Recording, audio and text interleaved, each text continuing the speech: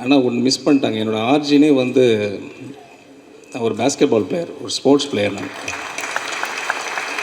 more than the educationist, more than what I'm holding the position of the portfolio of the government of Tamil Nadu, I enjoy sports.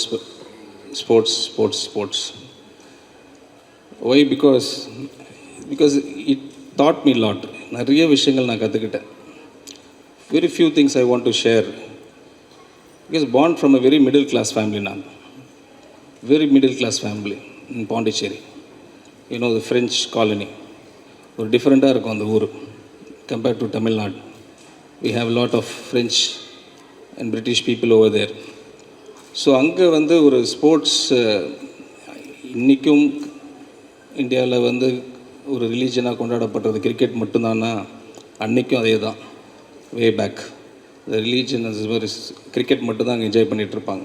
But அப்போது ஒருத்தர் ஒரு basket பால் கொடுத்தார், இந்த foreigner. Play with this சொல்லி கொடுத்துட்டு போயிட்டார், எனக்கும் என் பிரதருக்கும். So எங்களுக்கு ஒன்றும் தெரியல, அதை எப்படி விளையாடணும், எப்படி இது பர்சீவ் பண்ணணும்னு எங்களுக்கு தெரியல. வி ஸ்டார்டட் லேர்னிங், இது எப்படி லேர்ன் பண்ணிக்கிறது அப்படின்னு சொல்லிட்டு we travel to Auroville. So very beautiful place. அங்கே போய் அங்கே ஃபாரினர்ஸ் விளையாடுறதெல்லாம் அப்சர்வ் பண்ணுவோம். இப்போ இருக்கிற கோச்சிங் டெக்னிக்ஸ் இருக்குது, உங்களுக்கு யூடியூப்ஸ் இருக்குது, அசோசியேஷன் இருக்குது. அதில் நீங்கள் நிறைய விஷயங்கள் நீங்கள் ஷேர் பண்ணிக்கலாம், மென்டரிங் பண்ணுவாங்க. பட் எங்களுக்கு அங்கே கிடையாது அந்த காலத்தில். ஸோ அங்கே நாங்கள் போய் ஒரு 10 கிலோமீட்டர் தூரம் ட்ராவல் பண்ணி அங்கே போய் நாங்கள் லேர்ன் பண்ணிக்கிட்டு அங்கேருந்து அப்சர்வ் பண்ணிக்கிட்டு திருப்பி கிரவுண்டுக்கு வந்தால் விளையாடுறதுக்கு உங்களுக்கு ப்ராப்பர் கிட்ஸ் இருக்கணும், ஷூஸ் இருக்கணும், ஜெர்சிஸ் இருக்கணும்.